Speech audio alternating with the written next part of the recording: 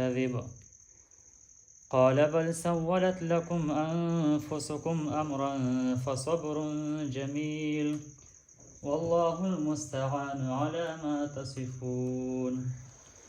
وجاءت سيارة فأرسلوا واردهم فأدلى دلوه قال يا بشرى هذا غلام وأسروه بضاعة والله عليم بما يعملون.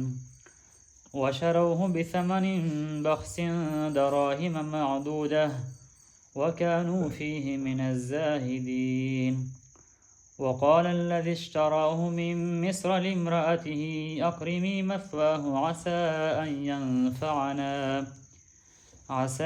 أن ينفعنا أو نتخذه ولدا. وكذلك مكنا ليوسف في الأرض ولنعلمه من تأويل الأحاديث والله غالب على أمره ولكن أكثر الناس لا يعلمون.